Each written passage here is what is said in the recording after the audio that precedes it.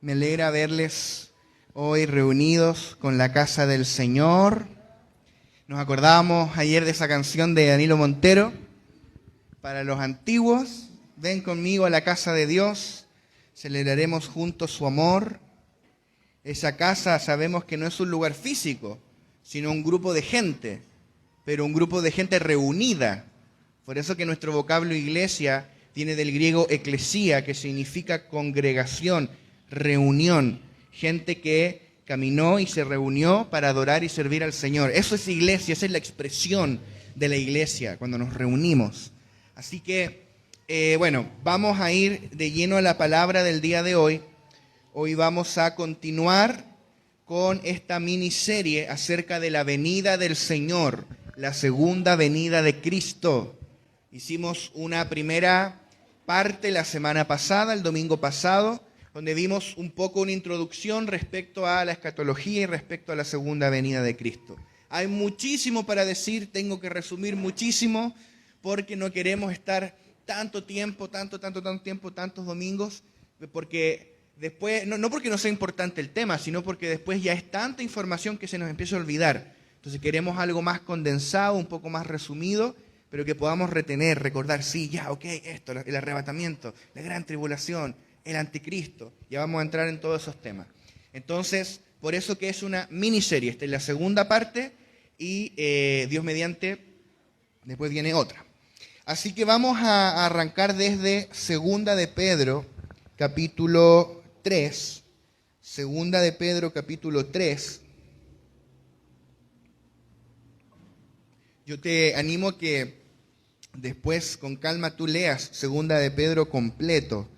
También Primera de Pedro. Es bien interesante cómo el enfoque de Pedro se complementa mucho con lo que habla Pablo, con lo que habla Juan, con lo que habla Santiago, con lo que habla Judas. Todo el resto de las cartas apostólicas, ¿verdad? Pero en particular Segunda de Pedro es como el equivalente de Pedro a Segunda de Timoteo en Pablo. Es la última carta que ellos escribieron. Segunda de Pedro es su última carta. Él ya sabía que le quedaba poco tiempo para ser martirizado, y él escribe esta carta como su última advertencia, su última exhortación a la iglesia. Entonces hay que prestarle muchísima atención. Y antes de leer vamos a orar al Señor, ¿les parece?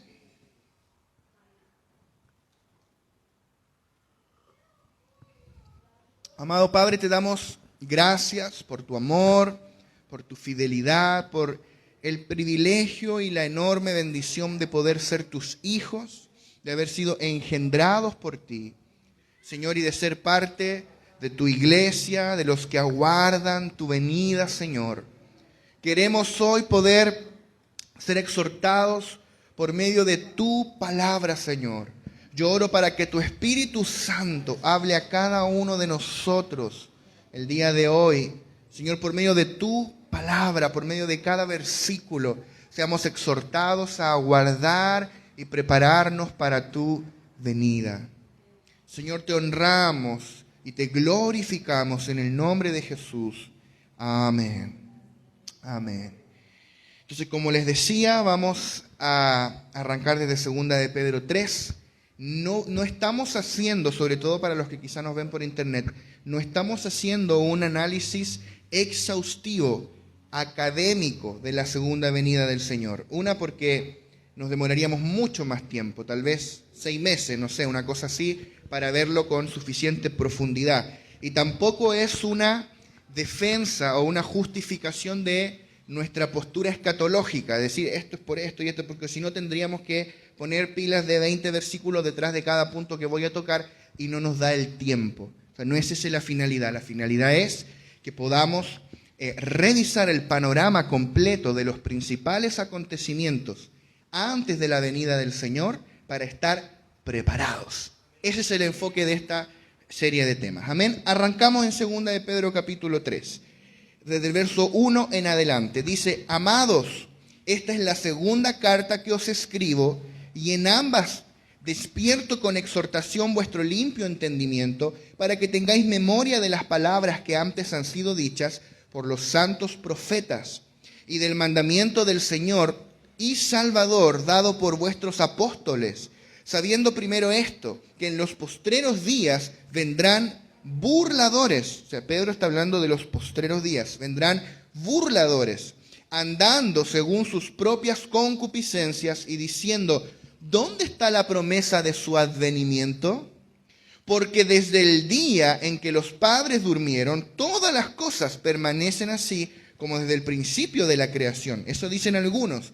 ¿Dónde está eso del advenimiento? Advenimiento es venida. ¿Cómo eso de que Cristo viene? Ya han pasado 2000 años, todavía no viene. Yo creo que no va a venir. Yo creo que debe faltar harto. Vive tu vida, haz lo que quieras, total, no va a venir. Hay algunos que piensan así. Pero mira lo que dice Pedro, verso 5. Estos ignoran voluntariamente que en el tiempo antiguo fueron hechos por la palabra de Dios los cielos y también la tierra, que proviene del agua y por el agua subsiste. Por lo cual el mundo de entonces pereció anegado en agua, pero los cielos y la tierra que existen ahora están reservados por la misma palabra, guardados para el fuego en el día del juicio. Va a haber un día del juicio y de la perdición de los hombres impíos. Mas, oh amados, no ignoréis esto, que para con el Señor un día es como 1000 años y 1000 años como un día. El Señor no retarda su promesa, según algunos la tienen por tardanza, sino que es paciente para con nosotros, no queriendo que ninguno perezca, sino que todos procedan al arrepentimiento. O sea, hay gente que tiene por tardanza la venida del Señor. No creo que venga. Yo creo que vamos a llegar todos viejitos, nos vamos a morir, después va a venir nuestros hijos, nuestros nietos, mis nietos, tataranietos, y yo creo que no va a venir nunca.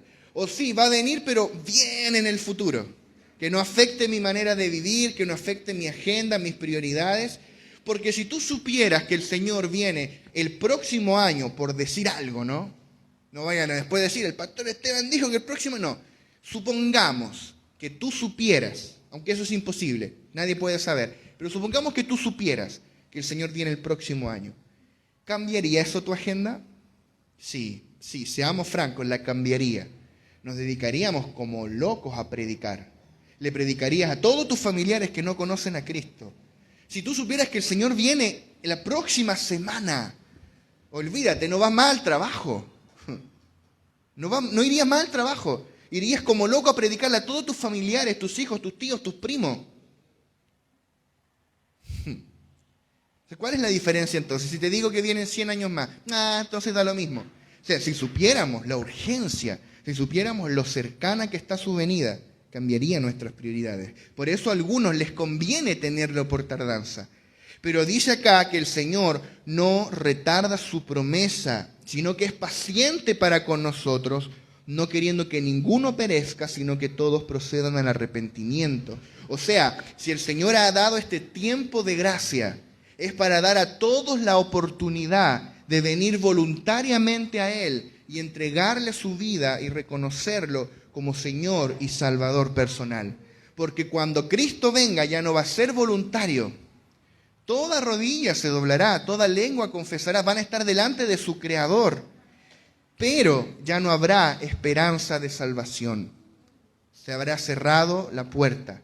Tenemos esta vida, tenemos esta era, hasta antes de la venida del Señor, para arrepentirnos de nuestros pecados y recibir a Cristo.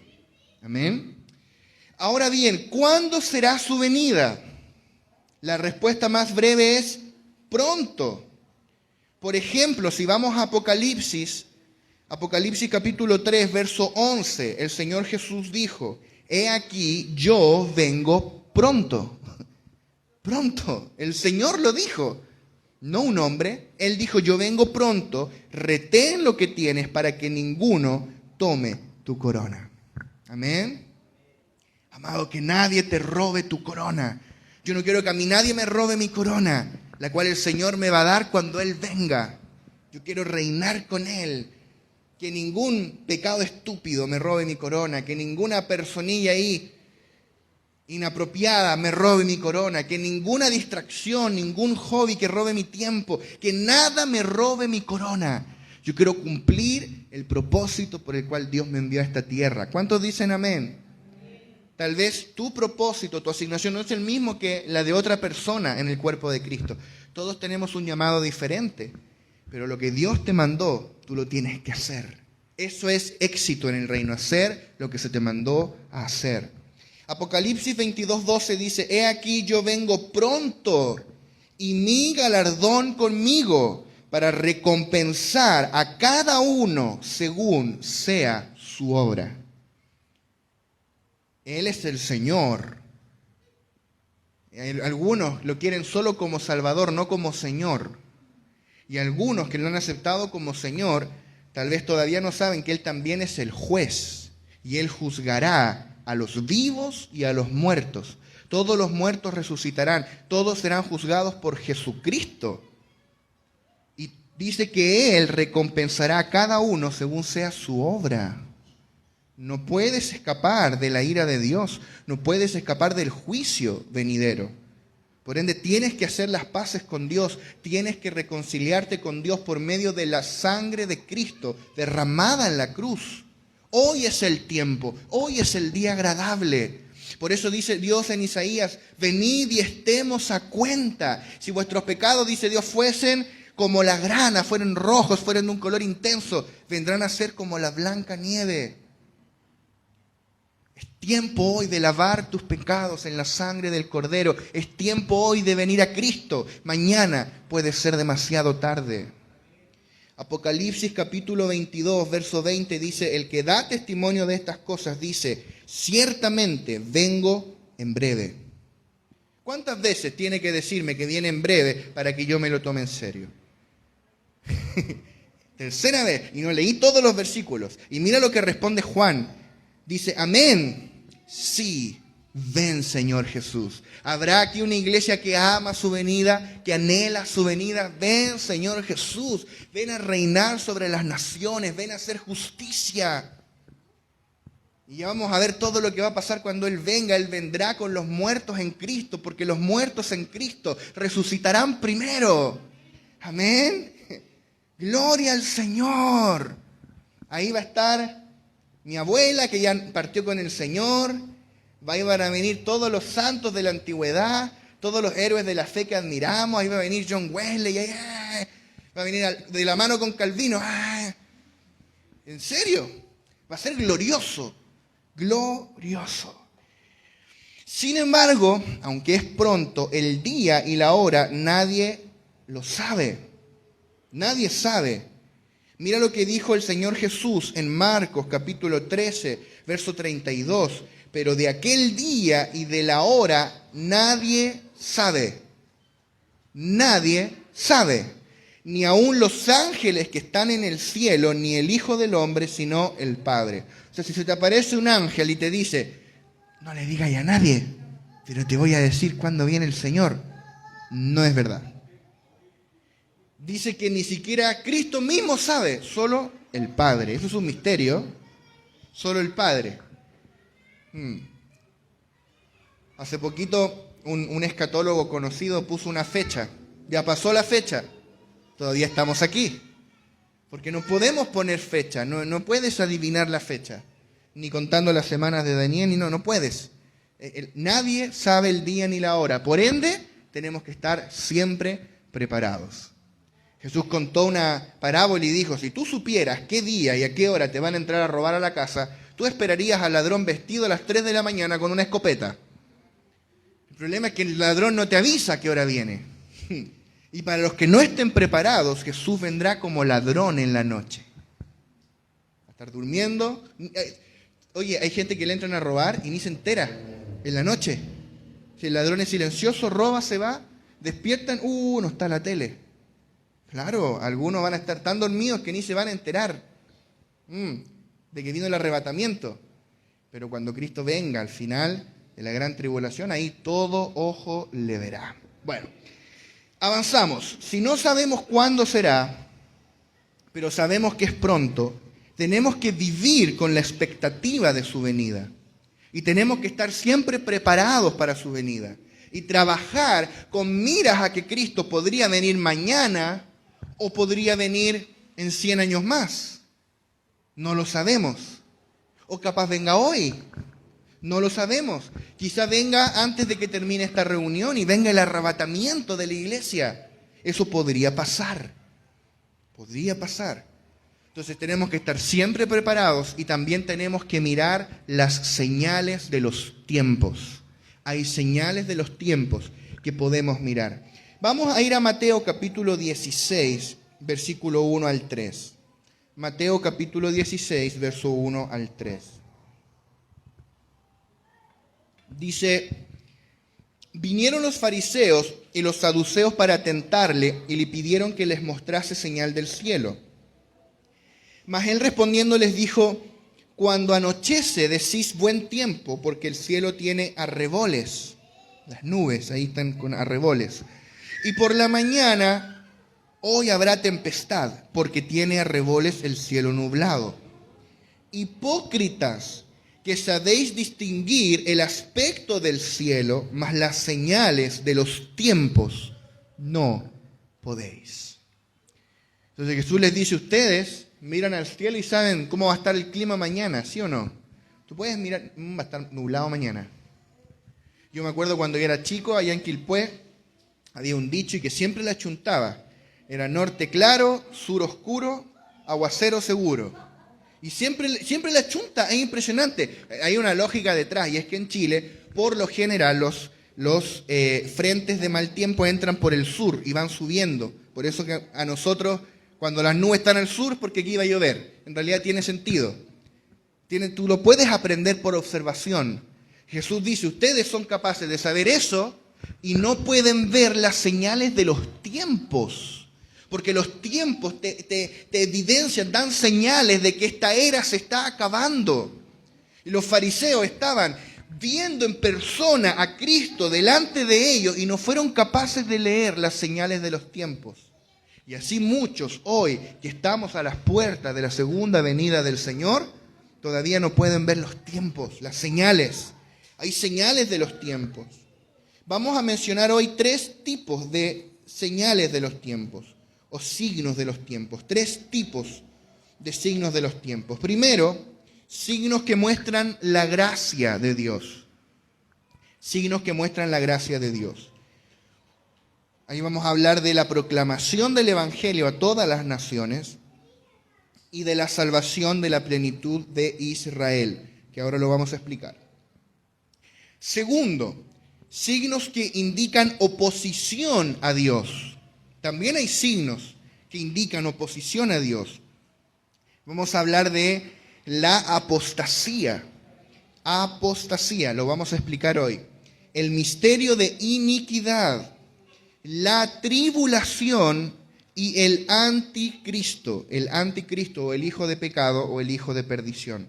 Son signos que indican oposición a Dios. Y tercero, signos que indican el juicio divino. O sea, ese juicio es en respuesta a la oposición a Dios que hay en esta era. Esos signos son guerras, terremotos, hambres y pestes o pestilencias. También lo vamos a explicar. Entonces tenemos signos que muestran la gracia de Dios, otros que indican oposición a Dios y otros que indican el juicio divino. Todas estas señales, ahora las vamos a explicar, pero si tú ves un común denominador común, es que llevan 2000 años ocurriendo. Estas señales son características de esta era. Por ejemplo, tribulación. Ha habido por 2000 años tribulación para los verdaderos seguidores de Cristo. Sin embargo, al final de esta era, la tribulación se intensificará al extremo. Y Jesús dijo que habrá gran tribulación como nunca la hubo y nunca volverá a haber. Esa es la gran tribulación al final de esta era. Lo mismo, guerras, hambres, terremotos, pestes han habido durante todo este tiempo en esta era, pero al final de los tiempos se intensificarán. Y lo mismo con la proclamación del Evangelio a todas las naciones y la restauración de Israel. Entonces vamos a ir una por una y vamos a ir hablando de estas señales. ¿Amén? ¿Le interesa ir conociendo estas señales de los tiempos? Amén. Entonces, número 1, la proclamación del Evangelio a todas las naciones. Mateo capítulo 24, verso 14. Dice: y será predicado, esto dijo Jesús, en el Sermón del Monte de los Olivos, en Mateo capítulo 24, que se le llama el pequeño Apocalipsis. Ahí después, si quieres, puedes leer el capítulo completo. Mateo 24, 14 dice, y será predicado este evangelio del reino en todo el mundo, para testimonio a todas las naciones, y entonces vendrá el fin. Entonces vendrá el fin.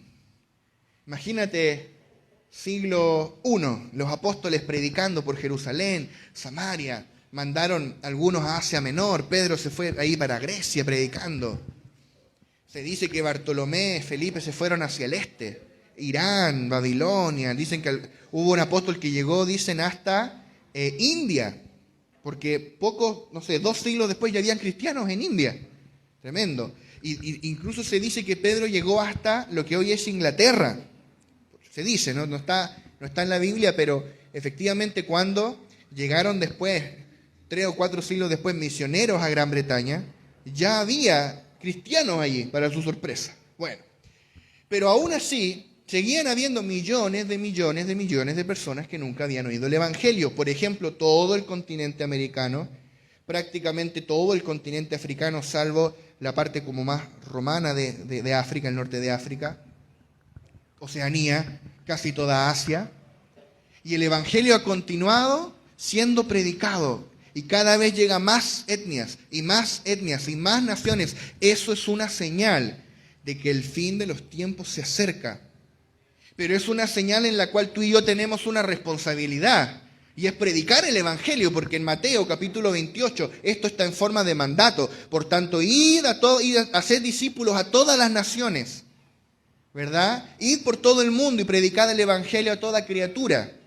O sea que si nosotros queremos que el Señor venga, lo que tenemos que hacer es ir y predicar el Evangelio a todas las naciones. Como hablábamos el otro día, cuando hicimos un live de la evangelización mundial, que si no lo has visto te recomiendo encarecidamente que lo veas, está en YouTube. Hay 2.500 millones de personas que nunca han oído el Evangelio. Y muchos de ellos son de grupos étnicos, etnias, porque acá naciones, en griego es etnos, etnias, grupos, tribus que nunca han sido alcanzadas con el Evangelio, pero están poco a poco siendo alcanzadas y Dios está levantando misioneros, obreros en todo lugar, enviándolos. O sea, esta es una señal de que el fin está cerca. Amén. Pero tenemos una responsabilidad. O sea, este signo de los tiempos debiese ser un incentivo para la misión. Si queremos que el Señor venga, tenemos trabajo entonces que hacer. Tenemos que predicar el Evangelio a todas las naciones. Chile también es una nación. También aquí hay gente a la cual hay que predicar el Evangelio. Si queremos apresurar de alguna manera, por decirlo así, la venida del Señor. Número 2, hay una segunda señal muy potente de que la venida del Señor se acerca, y es la restauración de Israel como nación. La restauración de Israel como nación. Vamos a leer Romanos capítulo 11, verso 25 al 27. Romanos capítulo 11, verso 25 al 27. Dice, mira lo que dice Pablo. Porque no quiero, hermanos, que ignoréis este misterio, para que no seáis arrogantes en cuanto a vosotros mismos. Que ha acontecido Israel endurecimiento en parte, hasta que haya entrado la plenitud de los gentiles. Y luego todo Israel será salvo. Como está escrito, vendrá de Sión el libertador que apartará de Jacob la impiedad. Y este será mi pacto con ellos cuando yo quite sus pecados. Esto que está hablando acá Pablo va a ocurrir en la segunda venida de Cristo, al final de la gran tribulación. Porque los judíos, dice Pablo, les vino un endurecimiento en parte. Porque aunque hubo muchos judíos que se convirtieron a Cristo, rápidamente la mayoría de la iglesia pasó a ser una iglesia gentil, una iglesia no judía. Había más griegos que judíos. Y la versión común que se difundió en Israel fue que los discípulos de Jesús robaron el cuerpo de la tumba y dicen que resucitó. siendo que ellos sabían que no era así. Los guardias romanos les dijeron, nosotros vimos un ángel que bajó y rompió el sello. Amén. Entonces, vino un endurecimiento en parte. Y si tú vas hoy a Israel, la mayoría de ellos no cree que Jesús es el Mesías. Cree que está en el infierno, que era un falso profeta. Y todavía están esperando al Mesías, que va a venir por primera vez para ellos. Y al final de la gran tribulación, lo vamos a ver, cuando Israel esté completamente rodeado de ejércitos que el anticristo está dirigiendo contra Israel para destruirlo. Y los judíos digan, ya no hay más salvación, aquí se acabó, vamos a morir. Entonces Cristo descenderá del cielo en su segunda venida y posará sus pies sobre el monte de los olivos. Y Él destruirá con la palabra de su boca al anticristo, al hijo de perdición y todos sus ejércitos. Y entonces los judíos van a decir, oh, el Mesías. Pero se van a dar cuenta y van a decir, le van a mirar las manos, dice Zacarías, vamos a leer todo esto más adelante, van a ver en las manos que va a tener las marcas. ¿Cuántos saben que Jesús tiene en sus manos las marcas de los clavos? Y le van a mirar y van a decir, ¿qué marcas son estas en tus manos? ¿Qué heridas son estas? Y Él va a decir, con estas heridas fui herido en casa de mis amigos. Y Él va a decir, yo vine y ustedes no me aceptaron, me crucificaron. Y dice que habrá un llanto en todo Israel, dice Zacarías, como se llora por hijo unigénito. Van a llorar y van a decir, ¿cómo fuimos tan ciegos? Y en ese momento va a ser tal el impacto de ver al Mesías, ya no solamente como el Mesías sufriente, el Mesías reinante, que todo Israel se va a convertir al Señor. Y Cristo va a establecer su reino, el milenio sobre la tierra, y va a reinar sobre las naciones desde Jerusalén por 1000 años. Pero ya vamos a llegar ahí. Entonces, ¿cuál es el punto? Que todo esto que te estoy relatando que va a ocurrir al término de la gran tribulación tiene implícito que Israel tenía que ser restaurado como nación. Porque, por ejemplo, hace 100 años atrás no existía más Israel. Recuerda que en el año 70 Jerusalén fue destruida. Y el templo fue destruido y no quedó piedra sobre piedra, tal como el Señor Jesús lo profetizó. Y los judíos fueron dispersados por toda la tierra. Y durante 1878 años, no hubo Estado de Israel. No había. Porque Israel fue reconstituido como nación en el año 1948. ¿Hay alguien que haya nacido aquí antes del 48? ¿Usted? Amén. O sea, cuando nuestra hermana aquí nació, Israel no existía como nación. Imagínate. O sea, sus padres, sus abuelos crecieron en un mundo donde Israel no existía. La banderita blanca con azul no existía. No existía. Por ahí creo que está. Bueno, la tienen ahí de adorno. No la pusimos nosotros, en todo caso. Aunque no tiene nada de malo. Bueno, sigo. Entonces, si todo Israel se va a convertir al Señor, eso implica que Israel debía ser reconstruido como nación. Y muchos eruditos, muchos expertos en escatología, ellos predijeron que esto iba a ocurrir. Es sorprendente. ¿Por qué? Porque estaban las profecías bíblicas. Por ejemplo, solo una, porque hay 30. Solo una. Jeremías 32, 37 al 38. Jeremías capítulo 32, verso 37 al 38. He aquí que yo los reuniré de todas las tierras a las cuales los eché con mi furor y con mi enojo e indignación grande, y los haré volver a este lugar y los haré habitar seguramente, y me serán por pueblo y yo seré a ellos por Dios. Es una de muchas profecías que hablaban de que un día los judíos volverían a su tierra y habitarían seguramente. Esto sería antes de la segunda venida del Mesías. Entonces, muchos eruditos, sobre todo premilenialistas, de siglos pasados predijeron que Israel sería restaurado como nación. Por ejemplo, en el año 1864, Charles Spurgeon, el de las perlitas del hermano Marco, Charles Spurgeon, predicó sobre el siguiente sermón: la restauración y conversión de los judíos. Y él dijo lo siguiente, abro comillas: habrá un gobierno nativo nuevamente, habrá nuevamente la forma de un cuerpo político, se incorporará un estado y reinará un rey. Israel ahora se ha alejado de su propia tierra. Si hay algo claro, y claro, el sentido literal y el significado de este pasaje, Ezequiel 37, un significado que no debe ser alentado o espiritualizado.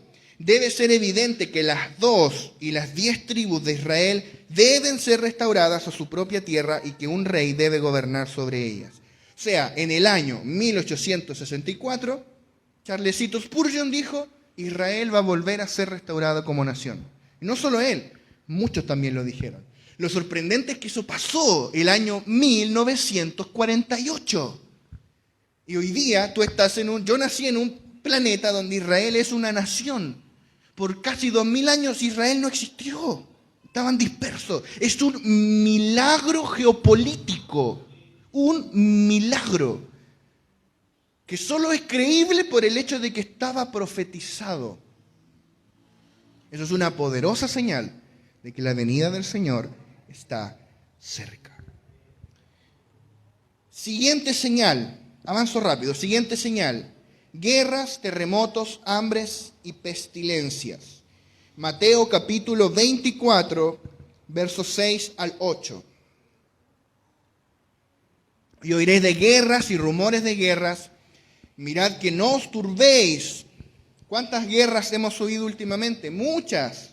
Y rumores de guerra también, ¿verdad? Llegas al trabajo y, oye, ¿cachaste el último misil que cayó en Ucrania? Oye, sí, ¿no? Y se dice que si se metirán, tercera guerra mundial. Y guerras y rumores de guerra, porque es necesario que todo esto acontezca, pero aún no es el fin. Ojo, aún no es el fin. Porque se levantará nación contra nación y reino contra reino, y habrá pestes y hambres y terremotos en diferentes lugares. Y todo esto será principio de dolores.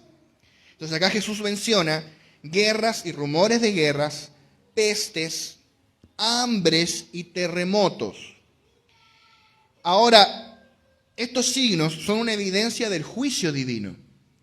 Pero no es que la señal de los tiempos sean los terremotos y las guerras como en sí mismos, sino el incremento de estas. Ahora que estamos registrando los grandes terremotos, por ejemplo, con los instrumentos científicos, pareciera ser que cada vez son más grandes y más frecuentes los terremotos. Interesante. Con todo el avance tecnológico que tenemos, cada vez hay más gente muriendo de hambre en este planeta. Hay más hambrunas hoy día, hay más gente muriendo de hambre hoy día que hace 200 años atrás. ¿Dónde está nuestra tecnología, la evolución de la raza humana? No es real, eso es un cuento. Hay más pestes ahora que antes y cada vez más resistentes. Las enfermedades son resistentes a los antibióticos, los virus. Te pusiste 4 dosis y a mí me toca la 4ª dosis esta semana. 4 dosis y te da COVID igual. El COVID Bryant, el COVID. Guerras y con todo lo que... Imagínate, la otra vez alguien lo entrevistaban en la tele, un europeo decía: no puedo creer que la guerra llegó aquí a Europa, así como nosotros somos tan civilizados. Claro, como si no hubieran armado 2 guerras mundiales, los perlas. Entonces... pasan y pasan los años, la humanidad no mejora, la humanidad no evoluciona, no aprende. Cada vez hay más guerras y cada vez habrá más guerras y rumores de guerra hasta que el Señor venga. Por eso que el anticristo va a agarrar tanto vuelo, por eso la gente va a querer creer en él, porque él va a lograr lo que nadie ha podido, él va a lograr la paz mundial, pero solo por 3 años y medio, los primeros 3 años y medio de la gran tribulación. Pero ya vamos a llegar allí. Siguiente señal de que la venida del Señor está cerca: la apostasía. La apostasía. Y vamos a ir a Segunda de Tesalonicenses, capítulo 2, verso 1 al 5. Segunda de Tesalonicenses, verso 2, del 1 al 5. Este es otro pasaje que se conoce como el pequeño Apocalipsis de Segunda de Tesalonicenses. Dice el apóstol Pablo: pero con respecto a la venida de nuestro Señor Jesucristo y nuestra reunión con Él, os rogamos, hermanos, que no os dejéis mover fácilmente de vuestro modo de pensar, ni os conturbéis, ni por espíritu, ni por palabra, ni por carta como si fuera nuestra, en el sentido de que el día del Señor está cerca. O sea, si estaba cerca hace 2000 años cuando Pablo escribió esto, está mucho más cerca hoy. Nadie os engañe en ninguna manera, porque, dice Pablo, no vendrá sin que antes venga la apostasía. ¿Ves? Cristo no vendrá sin que antes venga la apostasía y se manifieste el hombre de pecado, el hijo de perdición, el cual se opone y se levanta contra todo lo que se llama Dios o es objeto de culto, tanto que se sienta en el templo de Dios como Dios, haciéndose pasar por Dios. ¿No os acordáis que cuando yo estaba todavía con vosotros os decía esto? Entonces acá tienes dos señales de la segunda venida de Cristo. Dice que Cristo no vendrá sin que antes venga la apostasía, que es lo que vamos a explicar ahora, y antes de que se manifieste el hombre de pecado, el hijo de perdición, el anticristo, que aparecerá durante la gran tribulación, y eso va a estar antes de la segunda venida de Cristo. Dicho sea de paso, otra señal es la tribulación, lo mencionábamos hace un poquito. La gran tribulación precederá, va antes de la segunda venida de Cristo. ¿Qué es lo que es la apostasía? Apostasía viene de apostatar, es un verbo, apostatar. Significa abandonar la fe o deslizar de la fe. Si yo digo, no sé, ese hermano ahí es un apóstata, ¿qué significa? Que él estuvo en la fe, pero la abandonó o deslizó de la verdadera fe. O sea, un ateo no puede ser apóstata. Un ateo no puede ser un apóstata, no puede caer en apostasía, porque nunca creyó el Evangelio, es ateo. Pero tú y yo sí podemos caer en la apostasía, porque tú y yo creemos en Dios, creemos en el Evangelio de Cristo, pero podemos apostatar, podemos abandonar la verdadera fe. Sigo. Antes de que Cristo venga, habrá una gran manifestación de apostasía. Ojo, o sea, si no tomamos la advertencia que la dijo Pablito hace casi 2000 años, es porque somos necios. Pablo está advirtiendo que antes de que Cristo venga, habrá una gran y generalizada apostasía. El Nuevo Testamento habla de que en esta era habrá continuamente apostasía en contra de la verdadera adoración a Dios. Pero también habla de una gran apostasía que va a preceder a la segunda venida de Cristo. Si vamos, por ejemplo, a Mateo 24, donde estábamos hace un momento, Mateo 24, versículos 4 al 5, dice: respondiendo Jesús les dijo: mirad que nadie os engañe, porque vendrán muchos en mi nombre diciendo yo soy el Cristo, y a muchos se engañarán. Esto es parte de la apostasía. Habrá muchos falsos cristos. Gente que va a decir, yo soy Cristo. Eso es una señal de que la venida del Señor está cerca. Por ejemplo, hay un tipo, me parece que en Australia, que se dejó el pelo largo así, barbita. Soy Jesús. ¿Cómo está? Adórenme. Tiene como 20.000 seguidores. A muchos engañarán. Hubo un tipo que ni siquiera él se tomó la molestia de dejarse el pelo y la barbita. Se llamaba José Luis de Miranda, algo así, los más antiguos, Mario. Era centroamericano. Y dijo, soy Jesús que volví, adórenme. Y nos faltan necios que lo adoran. Finalmente murió, resumen, murió de una sobredosis. Ahí está Jesús. Pero aunque te parezca irrisorio, hay gente que lo sigue. Esa es la locura. Que hay falsos, hay otros falsos cristos. Si tú buscas en Google, falso Cristo, hay varios. Y la gente les cree. Mateo 24, del 10 al 11, dice, al 12, del 10 al 12. Muchos tropezarán entonces. Todo esto lo dice el Señor Jesús. Muchos tropezarán entonces. Eso es apostasía. Y se entregarán unos a otros. Y unos a otros se aborrecerán. Y muchos falsos profetas se levantarán y engañarán a muchos. Y por haberse multiplicado la maldad, el amor de muchos se enfriará. O sea, muchos tropezarán. Iban a andar caminando bien en la fe y van a tropezar, van a deslizar del Evangelio. Se levantarán falsos profetas y engañarán a muchos. Jesús lo dijo. No es necesario apuntar, hay un montón de falsos profetas, así como también están los verdaderos. Y dice que se multiplicará la maldad, se multiplicará la maldad. Y esto no solo en el mundo, es también en las filas del llamado cristianismo, de los que dicen confesar al Señor. Se multiplicará la maldad. Y dice Jesús que por haberse multiplicado la maldad, el amor de muchos se enfriará. Se enfriará. Esto es una gran señal de la apostasía, que el amor de muchos en la iglesia se va a enfriar. El amor por Cristo se va a enfriar. ¿Qué es lo que es eso? Tibieza espiritual. Recuerda, la apostasía es en la iglesia, no es en el mundo. Tibieza espiritual. ¿Cómo será que Jesús dijo, cuando venga el Hijo del Hombre, ¿hallará fe en la tierra? ¿Hallará fe? ¿O estarán todos tibios, apostatando, transando con el mundo? Habrá una gran apostasía. Podríamos ahondar en toda la estructura de la falsa iglesia. Porque tú puedes decir yo soy cristiano y eso no te hace cristiano. Tú puedes decir somos iglesia y no te hace iglesia.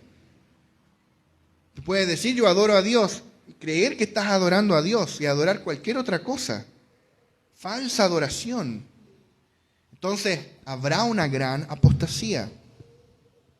Verso 23, seguimos en Mateo 24, verso 23 al 24. Dijo Jesús, entonces si algunos dijere, mirad, aquí está el Cristo, o mirad, allí está, no lo creáis. Porque se levantarán falsos cristos y falsos profetas, eso ya lo dijo, pero añade esto, y harán grandes señales y prodigios, de tal manera que engañarán, si fuere posible, aún a los escogidos. O sea que estos falsos cristos y estos falsos profetas, algunos incluso harán milagros. ¿Qué significa eso? Que no todo el que hace milagros es automáticamente un profeta de parte de Dios o un apóstol de parte de Dios. No todo el que profetiza lo hace de parte de Dios. Los demonios también tienen un cierto grado de poder. En el mundo espiritual, Dios no es la única fuente de poder. También está el mundo de las tinieblas, los demonios. Hay gente que va a estar inmersa en los círculos visibles de la iglesia visible, que van a ser apóstatas, van a ser falsos profetas, van a ser falsos apóstoles, van a hacer falsos milagros. Los demonios también hacen milagros, los demonios también profetizan. Que alguien haga milagro no me dice nada si es verdadero o no. Si alguien profetiza, a mí no me dice nada si eso es verdadero o no. ¿Cuál es la plomada que tenemos para discernir? Te lo dice el apóstol Juan en Apocalipsis. El testimonio de Jesús es el espíritu de la profecía. Tenemos que juzgar la profecía. Tenemos que juzgar a los que se dicen ser apóstoles y no lo son. Porque también hay de los verdaderos, claro está. También hay verdaderos profetas. Pero tenemos que discernir en el espíritu. Y todo lo que es de Dios tiene una marca distintiva y es que apunta única y exclusivamente a la persona de Cristo. Entonces, todas estas características están describiendo el gran tiempo de apostasía que vendrá sobre el cristianismo. Tú lo ves, está en todo lugar. Tú ves, por ejemplo, la parábola del trigo y la cizaña. Dios planta el trigo, la simiente divina, pero el enemigo vino por la noche y plantó cizaña. ¿Y qué dice Dios? ¿Qué le dice a los obreros? Deja crecer lo uno juntamente con lo otro, porque si cortas ahora la cizaña, puede que termines cortando el trigo.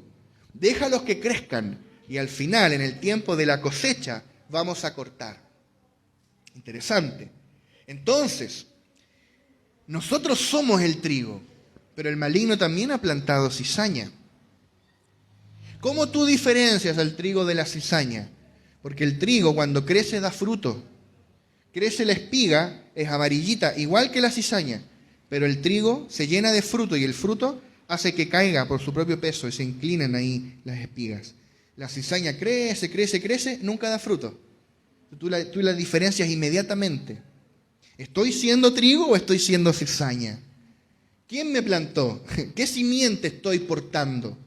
¿La simiente divina o la simiente satánica? La cizaña.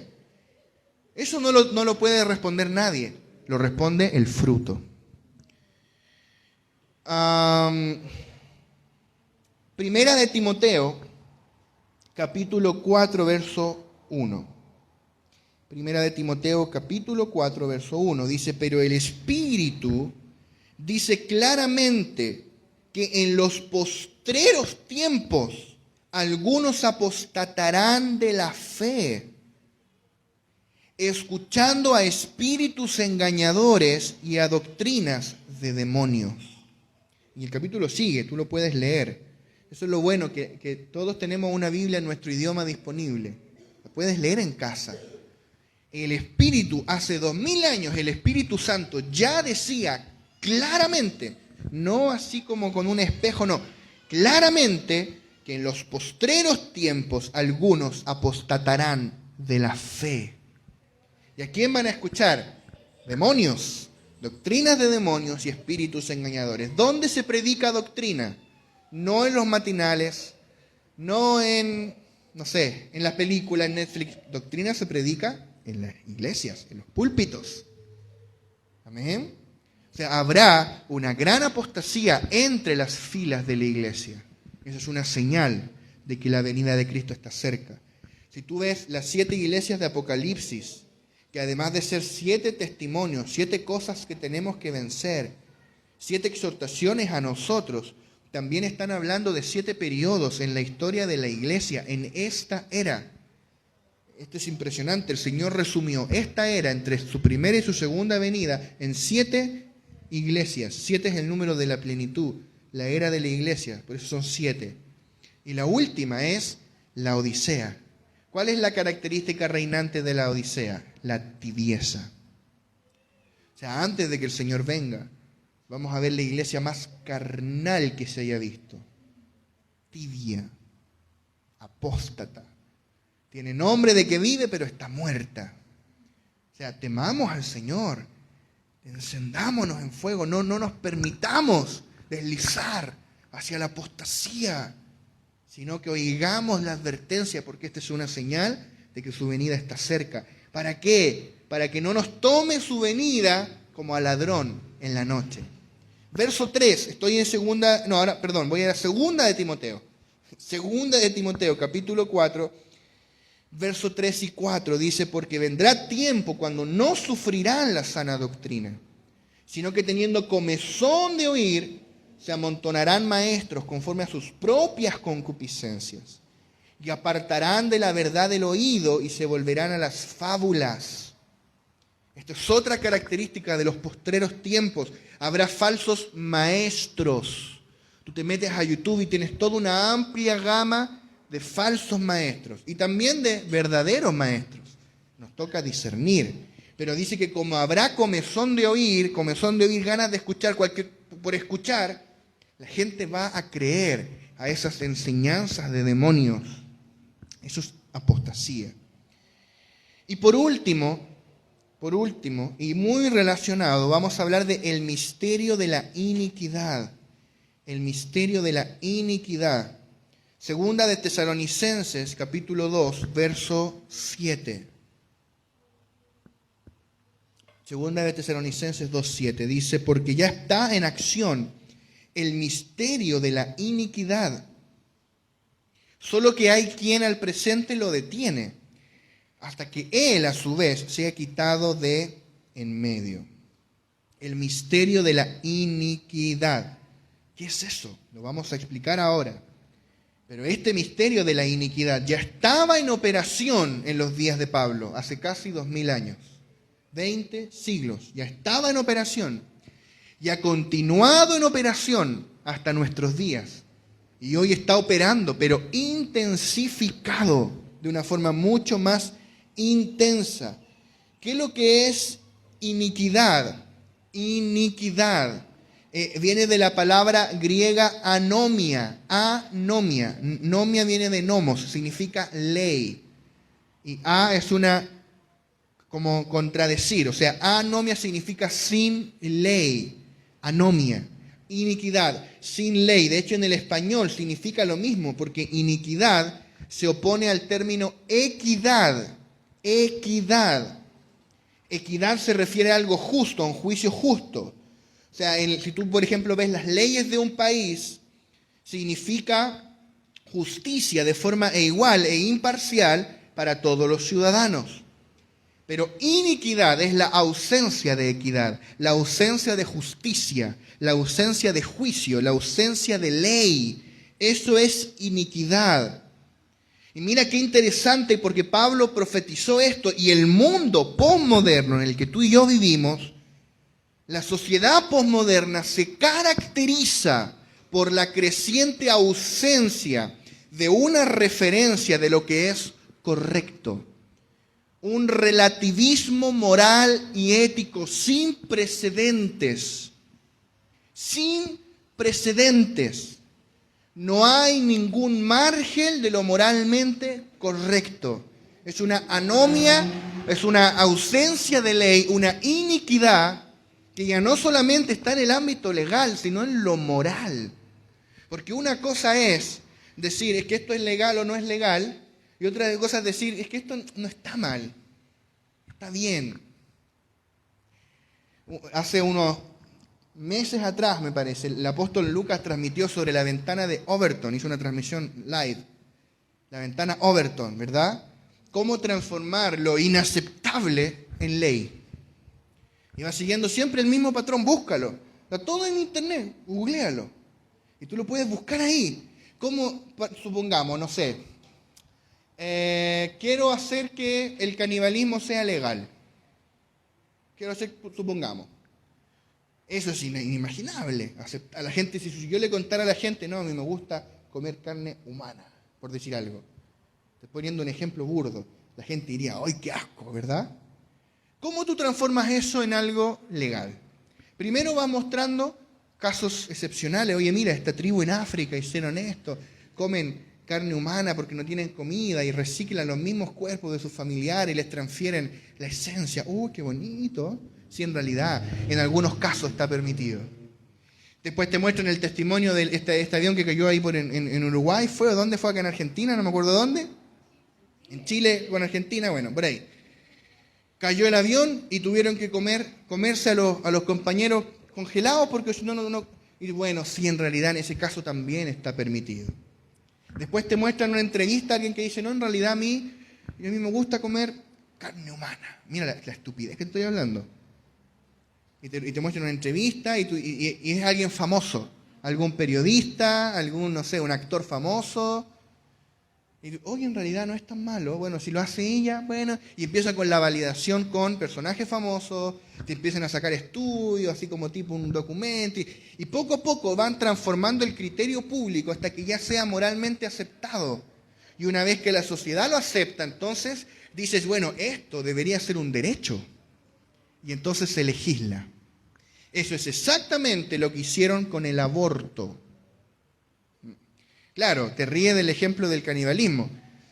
El aborto es un asesinato. Está científicamente comprobado que la vida del feto inicia desde la gestación. Hay un código genético diferente. Hay bebés que tienen hasta un grupo sanguíneo diferente al de su madre. Es un ser humano diferente. El asesinato es un delito. La mayoría de las constituciones resguarda el derecho a la vida. ¿Qué es lo que estamos legislando ahora? Y esto no es una crítica política, pero ¿qué es lo que estamos a punto de aprobar?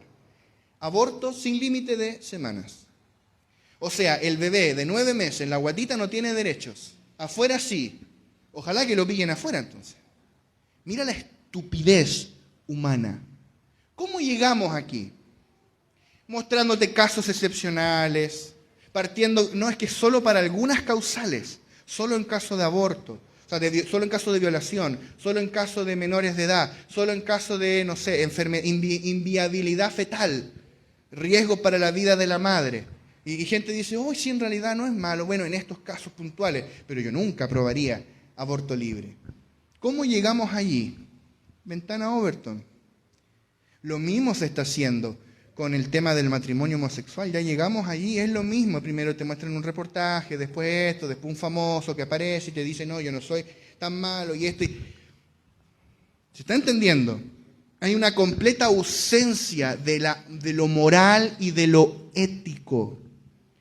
Lamento ser yo el que te lo diga, pero ese es el misterio de iniquidad operando en la sociedad posmoderna. El problema es que si tú no tienes un marco de referencia absoluto, si tú no tienes un marco de lo que podemos llamar objetivo, que en este caso es Dios, entonces si todo es relativo, y yo tengo mi verdad y tú tienes tu verdad, entonces lo que para mí está bien, capaz para ti no, pero tú no puedes imponerme lo que para ti está bien y está mal. Entonces si para mí está bien matar, ¿cuál es el problema? Yo podría ser un asesino. Si para mí está bien robar, ¿cuál es el problema? Tal vez para ti eso está mal, para mí no, porque la verdad es relativa. Puedo ser como el Tinder Swindler. ¿Vieron el documental o no? El estafador de Tinder, que estafaba a las mujeres por Tinder y les robaba plata, y cayó preso. Lo liberaron por el COVID, lo liberaron antes de tiempo. Maravilloso el sistema penal.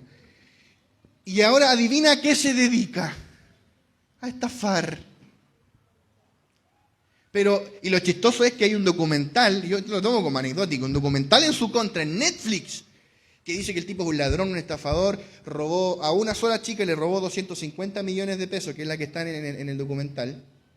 Y el tipo, con todo eso en su contra, él tiene un TikTok, un éxito en TikTok, un éxito en Instagram, todo el mundo lo sigue y él dice, no, yo les voy a contar mi versión, mi historia. Es que yo siempre fui pobre y yo soy un emprendedor. Yo ahora doy las charlas de cómo emprender. Una cuestión, pero, Dios mío. ¿Cuál es al que intento llegar? La ausencia de ley. Anomia. Anomos. Es por eso que la sociedad va a ir de mal en peor. No esperes que la sociedad mejore, va a ir de mal en peor. No solo en este país, en todos. En todos. ¿Por qué crees que esta era termina con una gran tribulación y un anticristo gobernando el mundo? Es una completa ausencia de ley, porque el hijo de perdición surge de la apostasía. O sea, el tipo hasta va a decir que es cristiano. Bueno, mejor sigo.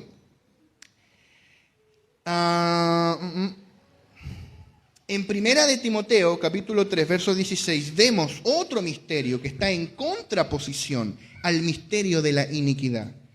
Y es el misterio de la piedad. El misterio de la piedad. ¿Qué dice Primera de Timoteo 3, 16? Dice, e indiscutiblemente, grande es el misterio de la piedad. Dios fue manifestado en carne, justificado en el Espíritu, visto de los ángeles, predicado a los gentiles, creído en el mundo y recibido arriba en gloria. Si tú miras el orden, pareciera que no calza, porque dice que fue predicado a los gentiles, creído en el mundo y después recibido arriba en gloria. Nosotros sabemos que Cristo fue recibido arriba en gloria, después comenzó a ser predicado a los gentiles y está siendo todavía creído en el mundo. ¿Por qué te lo presenta al revés? Porque este versículo no solamente está hablando de Cristo, que es la cabeza, sino también de la iglesia, la cual es su cuerpo. Entonces hay una parte de Cristo que ya está en la gloria, pero hay otra parte que es la iglesia, que todavía está aquí en la tierra, pero al final de esta era será recibida arriba en gloria. Ese es el arrebatamiento de la iglesia. Después de que Cristo sea predicado a los gentiles y creído en el mundo, la iglesia será arrebatada y será recibida arriba en gloria. Amén. Pero ¿cuál es el punto entonces? ¿Qué es el misterio de la piedad? Es que todas estas frases que están aquí aplican tanto a Cristo como a la iglesia. O sea, así como Cristo es Dios manifestado en carne, la iglesia es Dios manifestado en carne. Ese es el misterio de la piedad, que la iglesia es la manifestación de Cristo en la tierra. Entonces tenemos dos misterios que se contraponen, el misterio de la iniquidad y el misterio de la piedad, que es que Cristo como vida sea manifestado a través de mí. Tenemos que preguntarnos en cuál de estos misterios estamos nosotros. Para los cristianos es un asunto de decisión. O estamos siendo llevados en el curso de este mundo por el misterio de la iniquidad, o estamos expresando a Dios siendo parte del misterio de la piedad. El misterio de la iniquidad, amados hermanos, está operando tras bastidores. Tras bastidores. Mucho de lo que se dice, muchas de estas teorías de conspiración son ciertas, otras no. No todo, no le creas al Fate, no le creas. No todo lo que se habla de conspiración es así, no. Pero hay muchas cosas que sí son ciertas. Si hay una agenda globalista, si hay planes para un gobierno único mundial, hay planes para un salario único global en el mundo. Toda la ONU, todos están preparándose para la aparición del anticristo. Eso sí es verdad. Entonces la iniquidad está operando tras bastidores, contaminando la humanidad y esparciéndose por todo lugar sin que la gente lo perciba. Por eso es un misterio, el misterio de la iniquidad, porque está oculto para la mayoría de la gente. Son afectados por la iniquidad, pero no se dan cuenta. Está allí frente a sus ojos, pero no escuchan la advertencia, incluso de un mensaje como este. Por eso es un misterio, el misterio de la iniquidad. Es una guerra que está ocurriendo en el campo de lo invisible. Es la iniquidad versus la piedad. Quiero pedirte si me puedes dar algunos minutos más para poder terminar bien la idea y luego vamos a orar. ¿Les parece? La iniquidad es como un virus. Ahora que estamos en pandemia, es como un virus. Los virus afectan a personas con baja inmunidad. Y la iniquidad es como un virus que se instala en personas con baja inmunidad espiritual y se comienza a multiplicar en su interior y los lleva a la destrucción. ¿Cómo saber que hemos sido afectados por el virus de la iniquidad? Porque esta iniquidad va de la par con la apostasía. O sea, tú y yo, que estamos en la vida de iglesia, corremos el riesgo de ser infectados por el virus de la iniquidad. ¿Cómo sé que estoy siendo afectado por este virus? El síntoma principal está en Mateo 24:12. Jesús dijo, y por haberse multiplicado la maldad, el amor de muchos se enfriará. Es decir, que el síntoma del enfriamiento del amor, ese es el mayor síntoma de este virus de la iniquidad. Que el amor por el Señor comienza a enfriarse, comienza a volverse tibio, cada vez más tibio, más frío. La tibieza espiritual es el síntoma definitivo del virus de la iniquidad. ¿Amo al Señor más ahora de que cuando me convertí o menos? ¿Amo yo al Señor más ahora o lo amaba más antes? ¿Ardo por Él en mi espíritu más ahora o más antes cuando le conocí? Si mi amor por Él se está enfriando, es porque he sido contagiado con el virus de la iniquidad. Y luego de este enfriamiento del amor, comienza la indiferencia hacia el Señor y sus asuntos. La iniquidad anestesia y anula nuestra sensibilidad. La iniquidad, amado, la iniquidad te anestesia. Hay gente que está anestesiada. Entonces pierde toda sensibilidad. Nos volvemos insensibles a la presencia de Dios. Nos volvemos insensibles a los tiempos de adoración. Están todos adorando y tú estás mirando el teléfono. insensibles, estamos anestesiados, nos volvemos indiferentes a la palabra, nos volvemos indiferentes a las reuniones de la iglesia, nos volvemos diferentes al Señor, a la oración. Eso es un síntoma de que nos contagiamos del virus de la iniquidad. Y una persona que está anestesiada puede fácilmente desangrarse sin darse cuenta.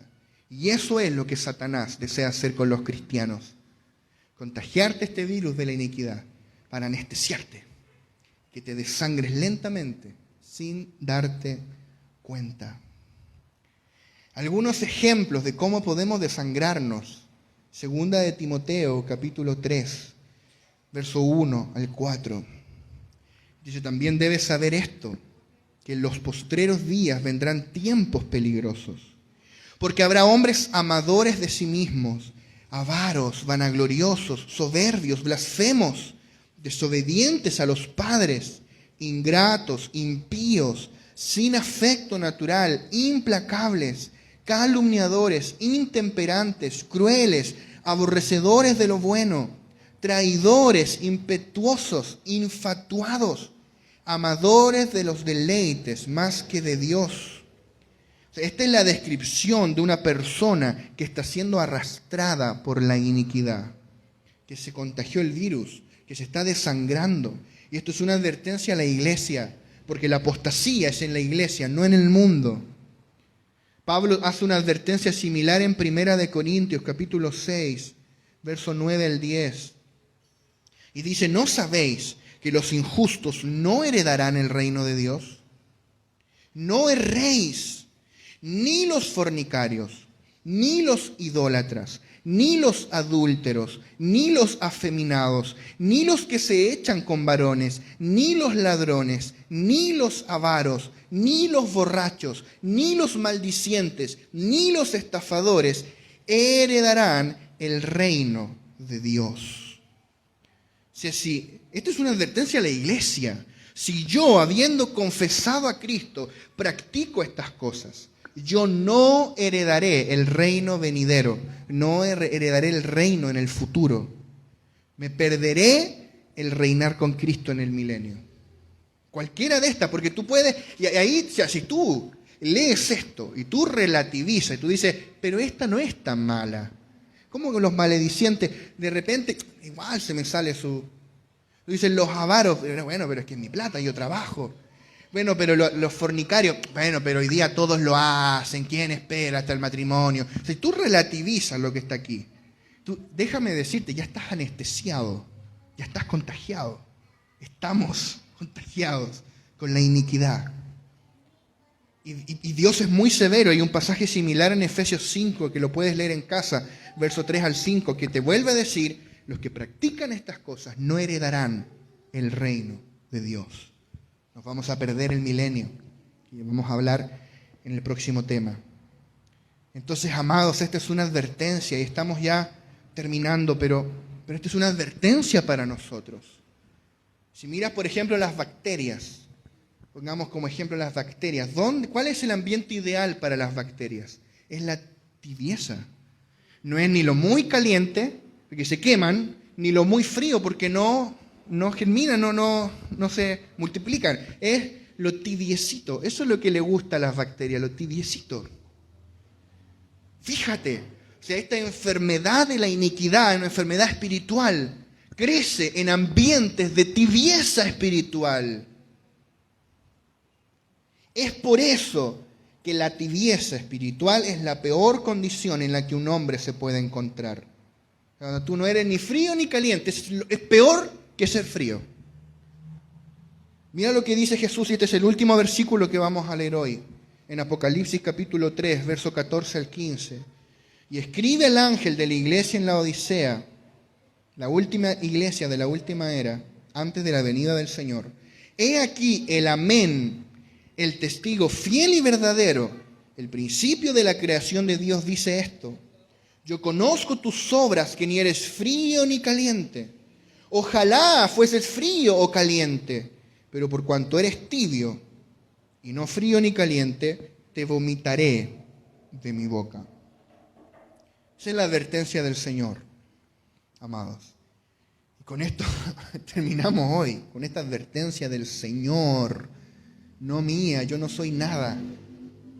Como decía Hebreos por ahí, o parafraseándolo, si quiere menosprecia al que habla, pero no menosprecies a la palabra, amados. Por mucho tiempo yo no entendí cómo es eso que Jesús prefiere gente fría o caliente, pero tibio no. Yo decía, si caliente es bueno, arder en el espíritu, yo decía, tibio es mejor que frío, ¿o no? Estoy como con un pie adentro de la iglesia, si es que eso es lo que el Señor no quiere. Un pie adentro, un pie afuera, mejor quédate afuera. Eso dice el Señor. Fuerte, es fuerte. Pero ahora entendemos el por qué. ¿Por qué? Porque la tibieza es el campo de cultivo para las bacterias, es el campo de cultivo para la apostasía, para el misterio de la iniquidad, infiltrándose en la iglesia del Señor. Por eso la advertencia para mí, primeramente, que estoy compartiendo esto, y también para ti, es tenemos que volver al Señor, tenemos que consagrarnos a Él, porque el Señor viene pronto. Sacudámonos de toda la tibieza espiritual, de toda la apostasía, y vengamos a la gran cura, el gran antídoto. ¿Sabes cuál es el antídoto para la tibieza? Es el fuego del Espíritu Santo ardiendo en tu espíritu. Cuando tú vienes a la presencia de Dios y Él te hace arder en fuego, ese fuego va a encenderte, va a hacerte estar caliente, ardiendo en el espíritu. Y va a hacer desaparecer toda tibieza, y va a quemar toda bacteria, va a quemar todo virus, toda iniquidad, toda apostasía, y podremos ser parte de esa novia sin mancha y sin arruga que aguarda la venida del Señor. Amén. Así que quiero pedirte que te pongas en pie, vamos a orar. Ya se nos fue el tiempo el día de hoy. Y quiero que puedas cerrar tus ojos y puedas hablar con el Señor. Y si es tiempo de ponernos a cuentas con Él, puedas hacerlo. Si tenemos que reconocer delante del Señor que no lo hemos hecho bien, o que hemos permitido que entre en nuestros corazones la tibieza, la iniquidad, la apostasía, todavía estamos a tiempo de volvernos al Señor. Todavía estamos a tiempo de arrepentirnos y ser parte de los que están ardiendo en el fuego del Espíritu Santo, aguardando la bienaventurada y gloriosa venida de nuestro Señor Jesucristo. Hace algunas semanas a los pastores el apóstol Lucas nos ministraba acerca de la venida del Señor. Y mientras orábamos, tuvimos un tiempo profético con los pastores orando. Mientras orábamos, comencé a adorar al Señor y orar en lenguas, y el Espíritu Santo empezó a darme interpretación de lo que yo estaba orando. Y yo estaba orando las Escrituras. Estaba recitando versículo tras versículo que hablaban de la venida del Señor. Como por ejemplo, aquel versículo que dice que el Señor mismo, con voz de arcángel, con voz de mando, descenderá del cielo. También me llevó el Señor en lenguas a recitar aquel versículo en Apocalipsis donde dice que todo ojo le verá y harán lamentación por él todos los linajes de la tierra cuando Él venga. Y entonces el Señor me habló esto. Y me dijo esto, me dijo, pero habrá recompensa para la iglesia que nunca dejó de amar mi venida, que nunca dejó de esperar mi venida. Amados, yo no sé cuándo vaya a venir el Señor, pero una cosa sé, que Él viene pronto. Y yo voy a estar listo, y quiero estar preparado, y quiero estar ataviado como parte de esa novia, de esa iglesia que lo está esperando. Y quiero estar consagrado y quiero estar ardiendo en fuego. Nos vamos a caer, vamos a tropezar en el camino, pero nos vamos a levantar y vamos a venir a su presencia y vamos a ser restaurados y vamos a seguir avanzando y seguir avanzando. Y trabajando para Él y sirviéndole, para que cuando el Señor venga nos encuentre haciendo así. ¿Cuántos pueden decir así es, Señor, como quiero que tú me encuentres cuando tú vengas? Trabajando en tu obra, sirviéndote. viviendo una vida consagrada a ti, en obediencia a la asignación que tú me pusiste, no la de otro, no comparándome con nadie, sino haciendo lo que tú me mandaste a hacer.